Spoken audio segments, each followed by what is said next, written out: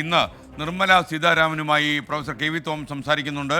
നമുക്ക് വയനാടിൻ്റെ ദുരിതാശ്വാസം കിട്ടിയില്ല, അതിനെക്കുറിച്ച് തന്നെയാണ് ഇപ്പോൾ സംസ്ഥാന സർക്കാരിൻ്റെ ഡൽഹി പ്രതിനിധി പ്രൊഫസർ കെ വി തോമസ് 24-നൊപ്പം ചേരുന്നു. ബൽറാം നെടുങ്ങാടിയാണ് അദ്ദേഹവുമായി സംസാരിക്കുന്നത്. Good morning Balram Nedungadi. തോമസ് മാഷിനോടൊരു സുപ്രഭാതം പറഞ്ഞേക്കൂ, ബാക്കി കാര്യങ്ങളും സംസാരിക്കൂ. Good morning S K N. മാഷിനൊരു ഗുഡ് മോർണിംഗ് അറിയിക്കാൻ എസ് കെ എൻ അത്. Good morning. ഇന്നപ്പോൾ ഒരു നിർണായകമായ കൂടിക്കാഴ്ച നടക്കുകയാണ്.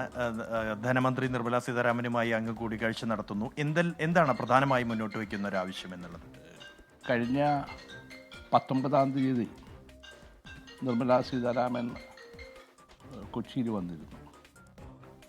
അന്ന് പത്രക്കാരോടും എന്നോടും പറഞ്ഞു കേരളത്തെ കൈവിടില്ല, പ്രധാനമന്ത്രിയുടെ വിദേശയാത്ര കഴിഞ്ഞ് വന്നാൽ വയനാട് സഹായം ഉൾപ്പെടെ കേരളം നൽകിയിട്ടുള്ള മറ്റ് സഹായ പരിപാടികളും പദ്ധതികളും സജീവമായി പരിഗണിച്ച് പരിഹാരമുണ്ടാക്കുന്നതാണ്.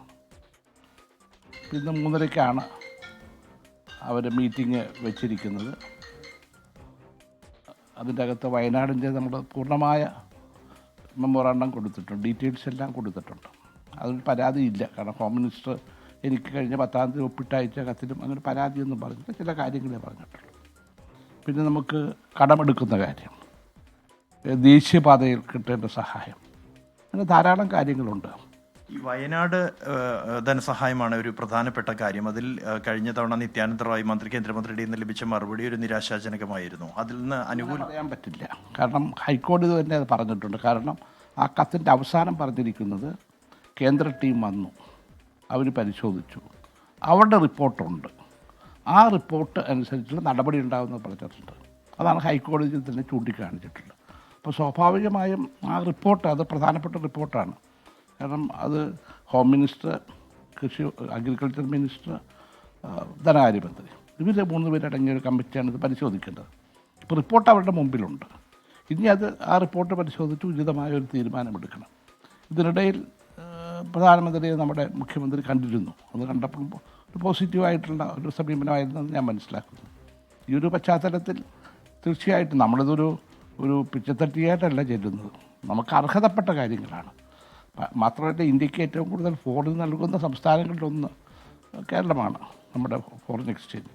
അപ്പോൾ ഇതൊക്കെ വെച്ചുകൊണ്ടും നമ്മുടെ അർഹതമായ ഒരു സഹായം എന്ന നിലയിലും ഒരു പോസിറ്റീവ് സമീപനം ഉണ്ടാകുമെന്നാണ് വിശ്വസിക്കുന്നത്. ആവശ്യമായ മുഴുവൻ രേഖകളും സമർപ്പിച്ചിട്ടുണ്ടായിരുന്നു ഉണ്ടല്ലോ, അതിൽ പരാതിയില്ലല്ലോ. കാരണം കഴിഞ്ഞ 10-നാണ് കേന്ദ്ര സഹമന്ത്രി ഹോം മിനിസ്റ്റർ നിത്യാനന്ദ റായ് എനിക്ക് എഴുതിയ കത്തിൽ ആ പരാതി പറഞ്ഞിട്ടില്ല. ഉണ്ടെങ്കിൽ പറയൂല, എൻ്റെ തിന്നത് വന്നിട്ടില്ല. ബാക്കി എല്ലാ കാര്യങ്ങളും അവർ പറയുകയും ചെയ്തിട്ടുണ്ട്. എന്തായാലും മീറ്റിംഗ് കഴിഞ്ഞതിന് ശേഷം വലിയ പ്രതീക്ഷ തന്നെ സ്വാഭാവികമായിട്ടും ഞാൻ പറഞ്ഞത് പിച്ചച്ചട്ടിയായിട്ട് വന്നതല്ല കേരളത്തിന് അർഹതപ്പെട്ടത്. അതുമാത്രമല്ല പുതിയ GST നിയമം വന്നതിന് ശേഷം 60% കേന്ദ്രം എടുക്കുക, 40% സ്റ്റേറ്റിനുള്ളൂ. മറ്റൊന്നുള്ളത് നമുക്ക് ശേഷം അപകടം വന്ന ദുരന്തം വന്ന എല്ലാ സംസ്ഥാനങ്ങളെ സഹായിച്ചു കഴിഞ്ഞു, ഉദാരമായി സഹായിച്ചിട്ടുണ്ട്. അപ്പോൾ കേരളത്തോട് ചിറ്റമ്മ നയം എടുക്കേണ്ട കാര്യമില്ലല്ലോ കേന്ദ്രത്തിന്.